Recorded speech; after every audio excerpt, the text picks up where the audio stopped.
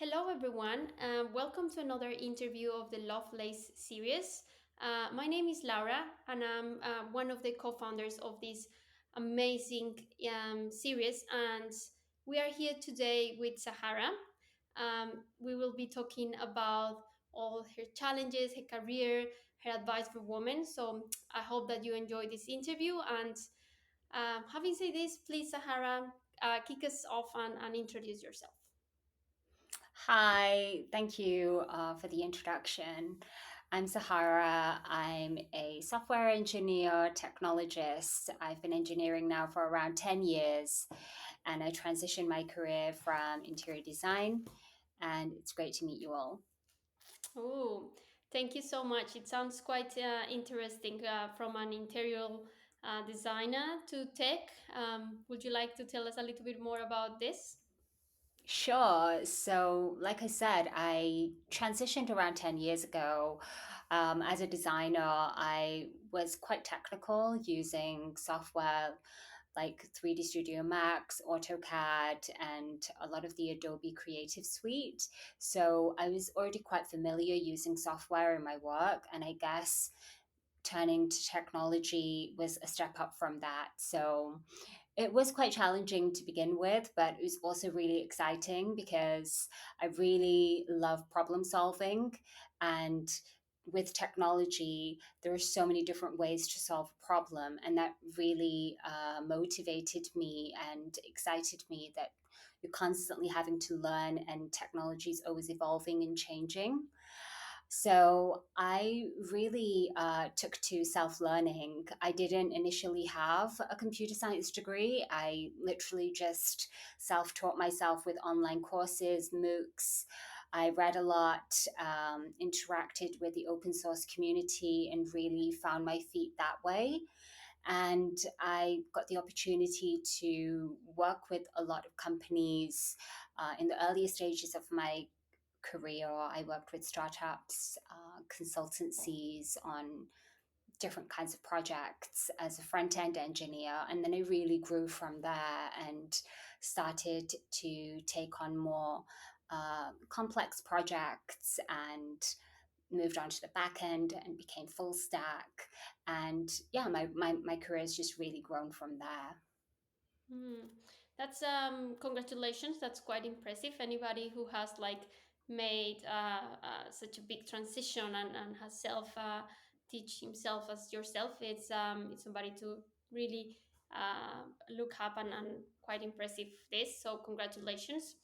Do you wanna tell us a little bit about like what do you do today and what's a full time job nowadays? Yes, so I set up my own software consultancy around 5 years ago, Fortress Computing Technology. And that really grew from my work as an engineer. So I began contracting, working with banks and other financial institutions, and set up my own consultancy so that I could continue to take on more freelance projects in that way. And so recently, within the past couple of years, I've really been focused on working with startups, building their first products that they'd like to take to market. And it's been really exciting because things projects with startups tend to be more flexible. There is always a lot to do, and it's really fast paced. So you really um, get to own a lot of the work that you're doing and really help startups to understand how to scale and how to use technology. So I really like some of the challenges there. Alongside that, I'm also really working on my own startup ventures and moving into entrepreneurship more so to focus on being a full time founder and being in a CTO role. Oh, that sounds really cool. But before, actually, I want to touch on 2 points that you mentioned. Of course, I Yeah. want to hear more about the startup that you want to launch. But do you want to maybe expand a little bit on the projects that you work with startups through your consultancy firm? Like, a day? Front end, you mentioned front end, back end. What is the specialization that these projects are about? Sure. So within the past couple of years, a lot of the focus has really been on integrating AI and machine learning within products. So that's been building chatbots, really using some of the LLMs that have been released to kind of utilize proprietary data from companies to train these large language models to build chatbots that are able to provide personalized recommendations or to allow users to perform some kind of Q&A. That's one side of it. Alongside that is also just really building these products, so APIs, the mobile and web applications, and specific features that might go with that. A lot of the time it's really data driven, I guess. The real challenge and the real use case a lot of companies are looking for is business intelligence. So, how you can utilize data to make it understandable. And that can be through data visualization, allowing users to be able to provide some type of data analysis or comparative data analysis. So that's really a lot of the work that I've been doing. And this has been for a number of different industries. So primarily finance and healthcare. That's mainly been my focus. But alongside that, there are also startups building really cool things in the social media space. I can't really share too much detail about these projects because a lot of the time, that they haven't yet been released into the market, NDAs. so they're quite early stage. Yeah. Okay. Well, it sounds really cool, and I'm sure like all the AI, ML, and data and LLMs and all these topics that are quite relevant nowadays must be keeping you quite busy. So maybe I'd like to also ask you, how do you keep up to date with all these technologies that we know they are evolving so quick? Yeah, I'd love to hear about that. Yeah, so I guess that I really read a lot of blog posts and do tutorials, keep up to date with the community. The open source community is often really great in sharing information about the latest releases, also meetups. There's like really vibrant community for Yeah. technology in London, where I'm based. So it's often quite easy to connect with other engineers and to learn about new packages or libraries that kind of might have been released. And daily, I find that there's always like a new startup that might have released a new product onto the market, which allows me to streamline my processes or build technology in a better way. So there's the information's out there. I guess it's about being proactive in self learning and testing a lot of these tools and technologies as well, because you don't really fully understand how to use software unless you just play around with it and ask questions and be curious. And I don't think I was always very good at that. I was maybe didn't have too much confidence to ask a question like earlier on in my career, or to make mistakes. But really that's the only way to kind of go about doing it, because most of the time technology breaks and you just have to accept that it's never going to be working perfectly all the time. So it's about how you can solve a problem in the best way, and you might not always have the answer yourself, but there's someone in the community that might have come across that problem many times before. So you can quite easily go into Discord or into Slack and just you know, go onto a channel for a particular software or library and ask a question, and everyone's always willing to help and point you in the right direction if they don't know the answer. Yeah. So also Stack Overflow really helps too. So those are just a few Couple. tips, I guess. Thank you. Thank you for sharing. And actually, you mentioned something quite important, and is like be curious, but also have the confidence to go and ask for help. And I think that's probably something that we as women sometimes struggle, like being able that Yeah. the imposter syndrome hits, and then like if you go and you ask, maybe you feel like you're not good enough, or your question is not good enough, and so on. So thank you for that. And I don't know if you have anything to add on this topic.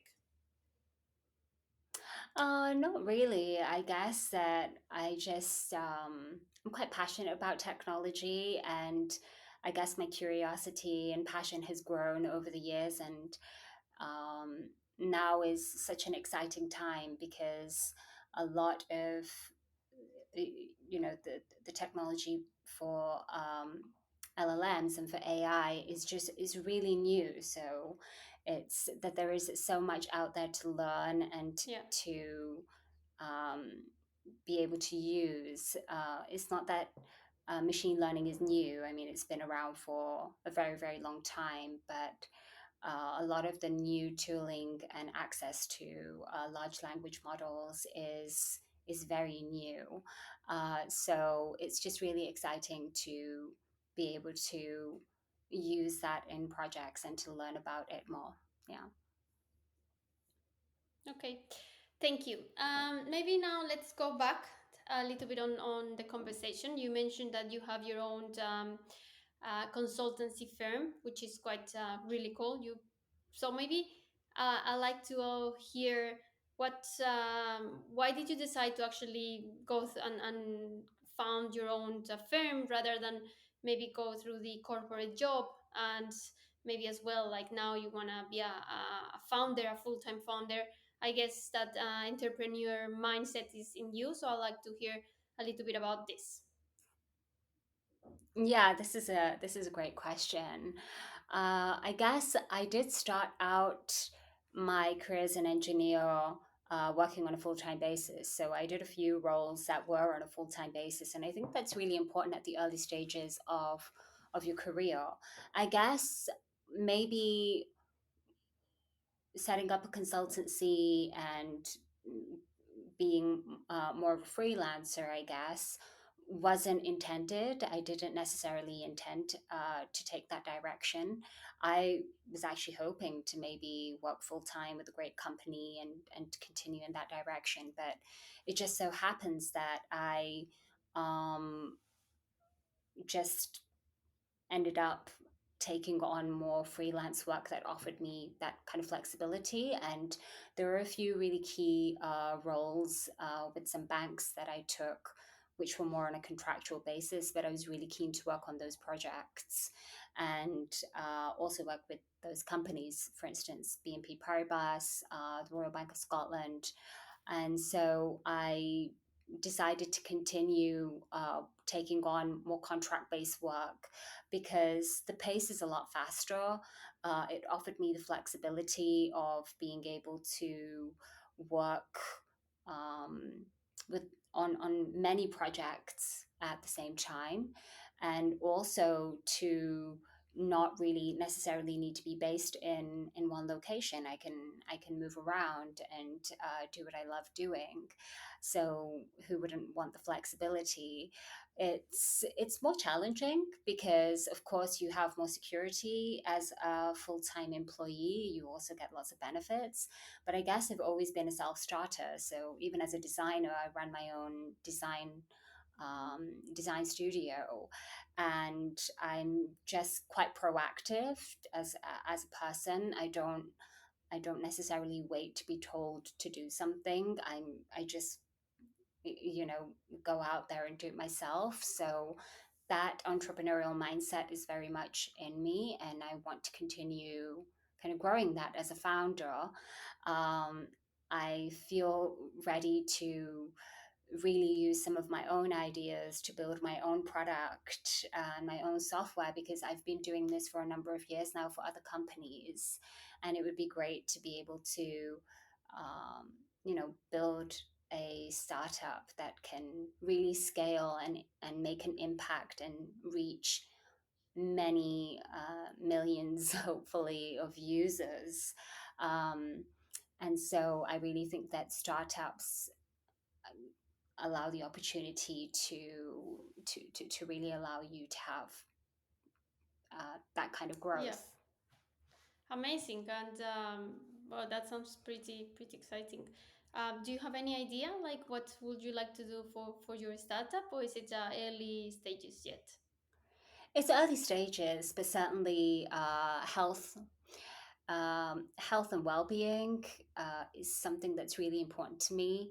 And I've been exploring ideas and working with co-founders, potential co-founders, and I am currently developing a idea to take to market and building an MVP.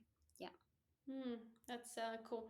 So, for anyone who might want to maybe pursue this path of entrepreneur and maybe building a startup and so on, what would you tell these women who are watching and maybe they are saying like, oh, I would like to do that. Like, what the steps, what mindset, like what type of things, what should we be thinking of?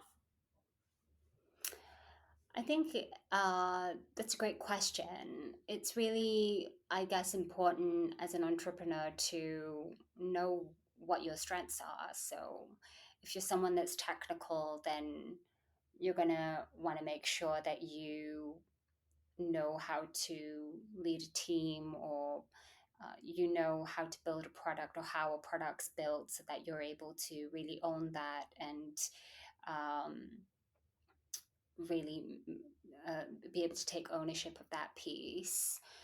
And if you're someone who's more business minded, or you really want to take the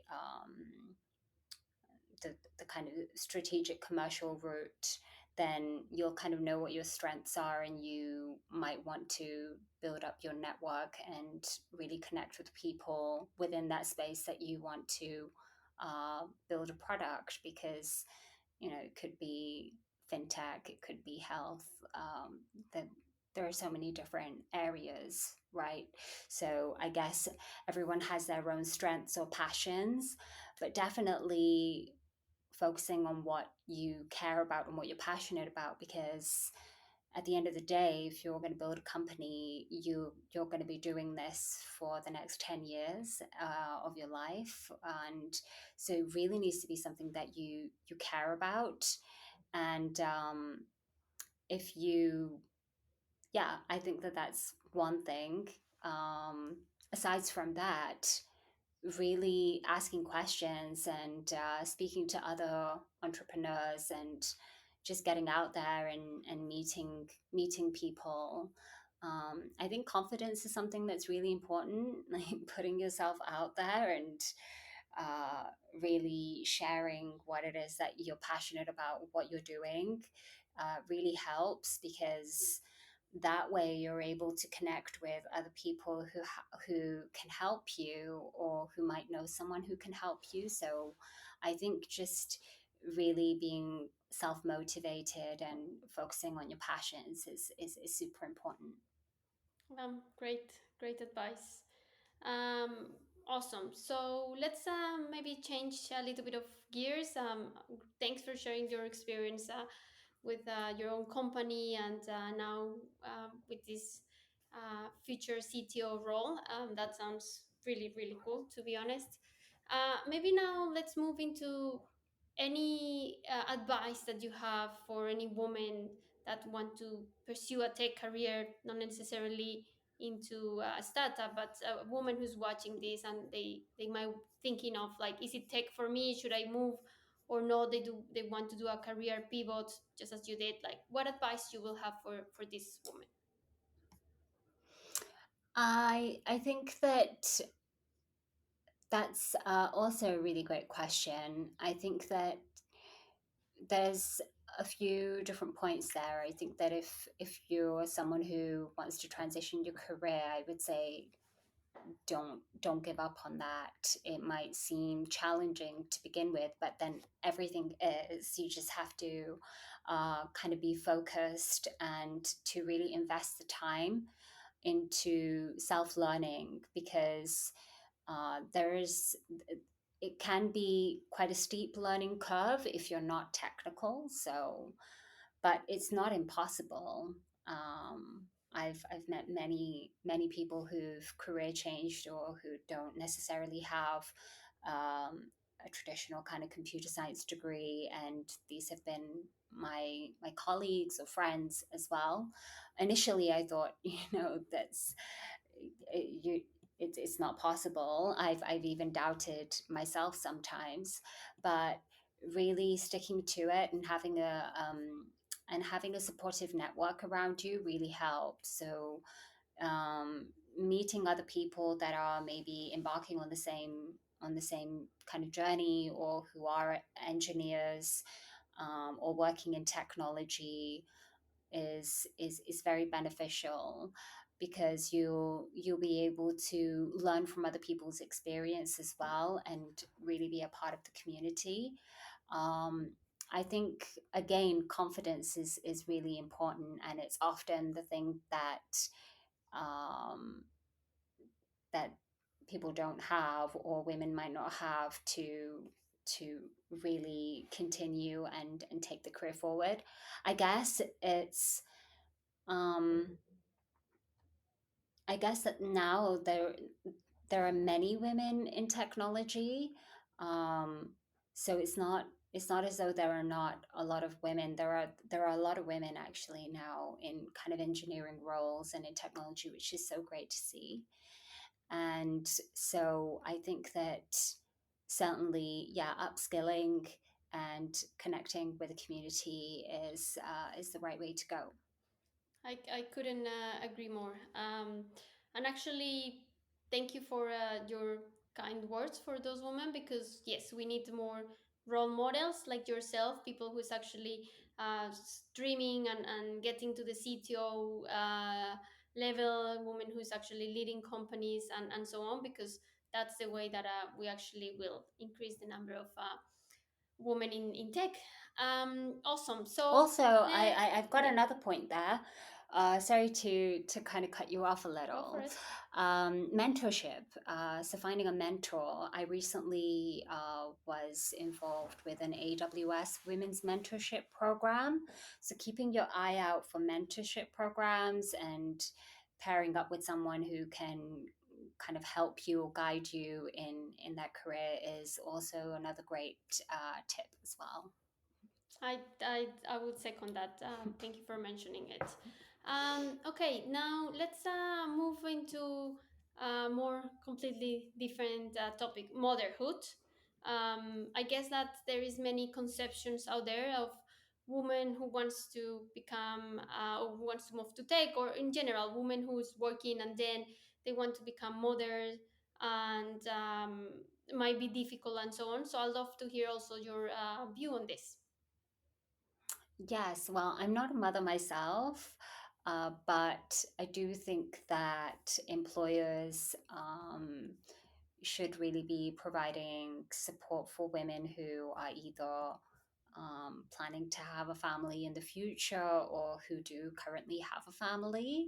I think it's really important that we, support women uh, who might have those challenges of having that type of work-life balance where they need to dedicate time to family and then a career as well. I hear about these challenges from people in my network, friends as well, and I think that it's really important that we have more employers that are supporting women's needs in the workplace.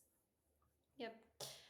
Yeah, I'm not a mother myself either, but I think it's very important that we, as a woman, we voice those needs because maybe one day we will, maybe our friends will be, and maybe the woman who wants to join tech is thinking about it.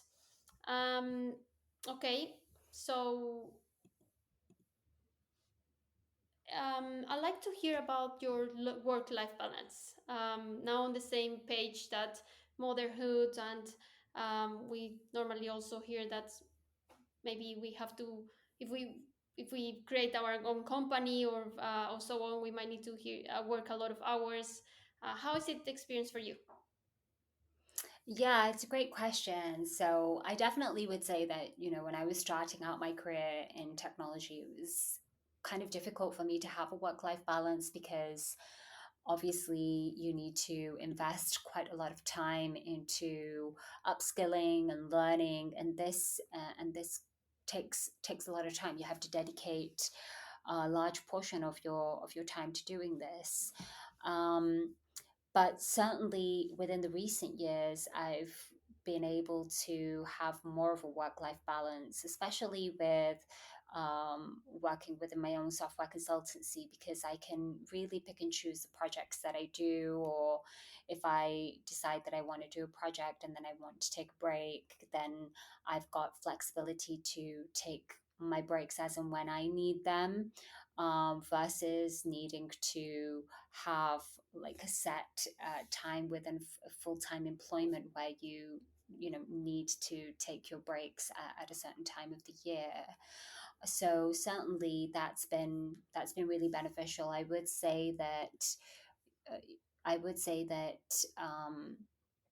still, when you set up your own company, you do have to spend a lot of time building up your network, investing time into taking on projects, finding projects as well, and so that also takes quite a lot of time, especially with working from home now as well, which since COVID, there's been more of a culture of working from home versus being on site.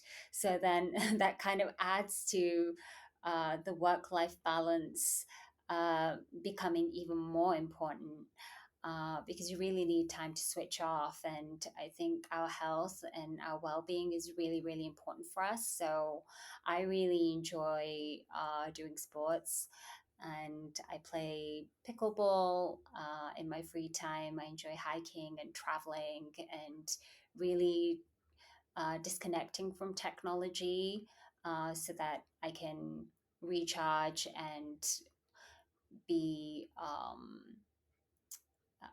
be able to continue working on projects and to be excited about my work. Because if you're not if you're not taking care of your health, you're really not going to be able to function as well, Yeah. especially with engineering. It can be quite time intensive, and also you it's quite fast paced and quite pressurized sometimes. So it's really important to take care of yourself. Well, thanks for sharing, Sahara. It's been a pleasure to talk to you today. Thanks so much for taking the time to actually interviewing with us and sharing your experience. And best of luck in your future. Best of luck in your startup. And hopefully, we will see you soon in one of those big newsletter as a co-founder of a unicorn. Fingers crossed. So thank you so much for your time, Laura, and to the Lovelace series. Thanks for spending your time interviewing me. It was really nice to speak to you. Thank you. Bye. Thanks. Bye.